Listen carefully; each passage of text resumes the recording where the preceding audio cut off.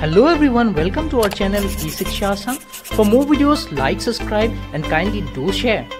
Hello students, I am Tulika, your English tutor, and today I will teach you the poem Keeping Quiet by Pablo Neruda.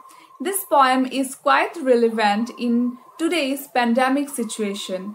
কবিতাটো মই তোমালোকক পঢ়াই গলে তোমালোকে relate কৰিব পাৰিবা যে বৰ্তমান বিশ্বজুৰি মহামাৰীয়ে যি এক পৰিস্থিতিৰ সৃষ্টি কৰিছে সেই পৰিস্থিতিৰ লগত এই কবিতাটো অতি সুন্দৰভাৱে ৰিলেট কৰিব পাৰি Now let's know some basic facts about the poet Pablo Neruda was a very famous poet of English literature who won Nobel Prize for Literature in the year 1971 If you want to know more about the poet, then kindly Google. এতিয়া বলাসুন কবিৰ বিষয়ে কিছু তথ্য আহৰণ কৰিবলৈ চেষ্টা কৰো। Pablo Neruda ইংৰাজী সাহিত্যৰ খুবেই এজন বিখ্যাত কবি আছিল, যোনে 1971ত নোবেল প্ৰাইজ পাইছিলে লিটাৰেচাৰৰ কাৰণে। তোমালোকে যদি কবিৰ বিষয়ে আৰু কিছু তথ্য আহৰণ কৰিব বিচাৰা, তেনেহলে তোমালোকে Google কৰিব পাৰা। So, before we start the poem, the most important thing to remember Pablo Neruda here in this poem discusses the importance of peace and silence. কবিতাটো আৰম্ভ কৰাৰ আগতে আটাইতকৈ গুৰুত্বপূৰ্ণ বিষয় মনত কৰিবলগীয়া যে Pablo Neruda এই কবিতাটোৰ জৰিয়তে শান্তি আৰু নিস্তব্ধতাৰ গুৰুত্বৰ ওপৰত আলোচনা কৰিছে।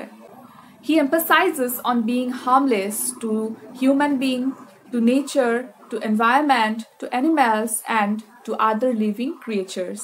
তেওঁ গুৰুত্ব প্ৰদান কৰি কৈছে যে আমি মানুহ হৈ মানুহৰ ওপৰত কোনো ধৰণৰ অনিষ্ট সাধন কৰিব নালাগে আমি প্ৰকৃতিৰ ওপৰত আমি পৰিবেশৰ কোনো ধৰণৰ অনিষ্ট সাধন কৰিব নালাগে আমি জীৱ-জন্তুৰো কোনো ধৰণৰ অনিষ্ট সাধন কৰিব নালাগে and he says in order to experience peace and harmony we need to stop for a moment and introspect ourselves লগতে তেওঁ কৈছে যে শান্তি আৰু সামঞ্জস্য বজাই ৰাখিবৰ বাবে আমি কিছু সময়ৰ বাবে স্তব্ধ হ'ব লাগিব আৰু সেলফ ইন্ট্ৰস্পেক্ট কৰিব লাগিব সেলফ ইন্ট্ৰস্পেক্টৰ অৰ্থ হৈছে আত্মনিৰীক্ষণ কৰা So now let's start the poem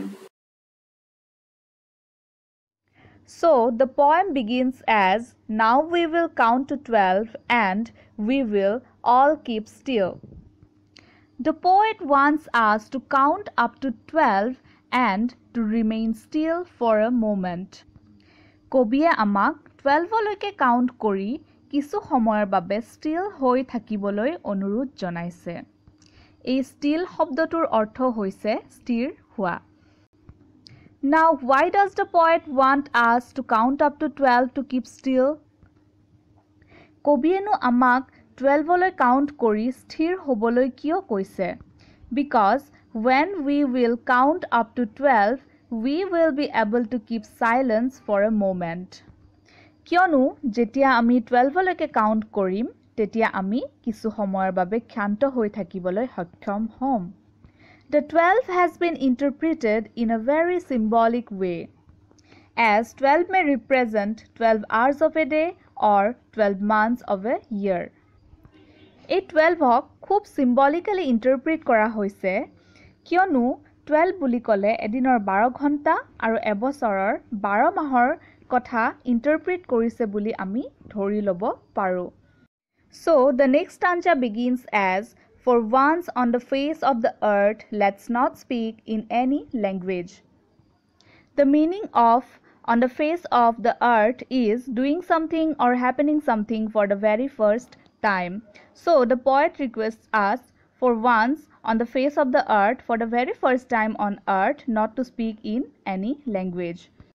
On the face of earth অৰ্থ হৈছে পোন প্ৰথমবাৰৰ বাবে যিকোনো কাম সম্পন্ন হোৱা গতিকে কবিয়ে আমাক অলপ সময়ৰ বাবে পৃথিৱীত প্ৰথমবাৰৰ বাবে কোনো ধৰণৰ ভাষাত কথা নকবলৈ অনুৰোধ জনাইছে Let's stop for 1 second and not move our arms so much. Now the poet wants us to stop for 1 second and not to move our arms so much. কবিয়ে আমাক 1 সেকেন্ডৰ বাবে স্তব্ধ হ'বলৈ কৈছে আৰু আমাৰ আৰ্মছ অৰ্থাৎ বডি পাৰ্টছবোৰো মুভমেন্ট কৰিবলৈ মানা কৰিছে because by doing so, we will be able to experience something very new about which we are going to learn in the next stanza. কিয়নো এনে কৰিলে আমি সকলোৱে এক নতুন পৰিবেশ অনুভৱ কৰিবলৈ সক্ষম হ'ম যাৰ বিষয়ে আমি নেক্সট stanzaত শিকিবলৈ পাম. So in the next stanza, the poet says it would be an exotic moment without rush, without engines. কবিয়ে কৈছে এইটো আমাৰ বাবে এক exotic moment হ'ব. Exotic শব্দটোৰ অৰ্থ হৈছে something which is very strange, very unfamiliar or something very new. Without rush, কোনো ধৰণৰ rush নাথাকিব. Rush মানে হৈছে খৰখেদা. Without engines, কোনো ধৰণৰ যন্ত্ৰপাতিও নচলিব. And we would all be together in a sudden strangeness. আৰু আমি সকলোৱে suddenly এটা strange momentত এগোট হ'বলৈ সক্ষম হ'ম. The way we all rush every day in the morning and work endlessly throughout the day, the way the machines are being run every day, our own lives have become like machines or engines. এই যে আমি সদায় ৰাতিপুৱাৰে পৰা ইমানকে খৰখেদা কৰোঁ আৰু গোটেই দিনটো কামেই কৰি থাকোঁ, যি ধৰণে মেচিনবোৰ চলি থাকে, এনে লাগে যেন আমাৰ জীৱনটোৱে যেন মেচিনৰ ৰূপ লৈছে. সেইকাৰণে নেৰোদাই কৈছে যে it would be an exotic moment without doing rush or without any engines. কিয়নো entire worldৰ মানুহবোৰে যেতিয়া completely still and silent হৈ যাব, গোটেই মেচিনবোৰ বন্ধ হৈ যাব, then it would be an exotic moment for all of us without any rush or engines, because this kind of environment has never been created before. কাৰণ এনে ধৰণৰ এক পৰিবেশৰ সৃষ্টি আগতে কেতিয়াও হোৱাই নাছিলে. Now let's move to the next stanza. Fishermen in the cold sea would not harm whales. Now the poet says when the fishermen start fishing, the whales die.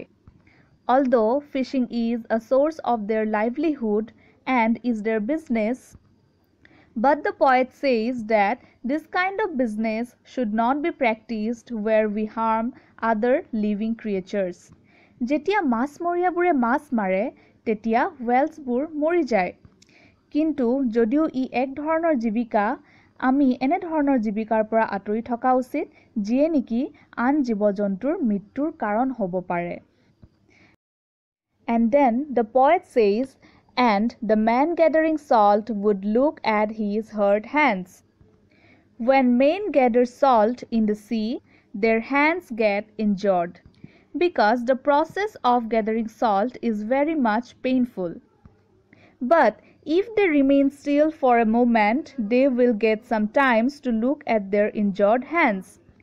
যেতিয়া মানুহে সাগৰৰ পৰা salt gather কৰে, তেতিয়া কি হয়, তেওঁলোকৰ হাতবোৰ আঘাতপ্ৰাপ্ত হয়, কাৰণ সেই প্ৰক্ৰিয়াটোৱে হৈছে কষ্টদায়ক. কিন্তু যেতিয়া মানুহবোৰ কিছু সময়ৰ বাবে স্তব্ধ হৈ ৰ'ব, তেতিয়া সেই salt gather কৰা মানুহবোৰে নিজৰ আঘাতপ্ৰাপ্ত হোৱা হাত দুখনলৈ চাবলৈ কিছু সময় পাব. At this point, the poet wants to tell that we, the human beings, are not only harming the nature or other living creatures, but at the same time, we are harming ourselves as well. এইখিনিতে কবিয়ে কৈছে যে আমি মানুহবোৰে কেৱল প্ৰকৃতি আৰু জীৱ-জন্তুৰে অনিষ্ট সাধন কৰি থকা নাই, আমি আমাৰ নিজৰো অনিষ্ট সাধন কৰি আহিছো. So, this was the explanation of the first part of the poem, and I hope you really enjoyed this tutorial. I will be back with the explanation of the next part in my next video. Till then, keep studying and keep watching Isiksha Assam. Thank you.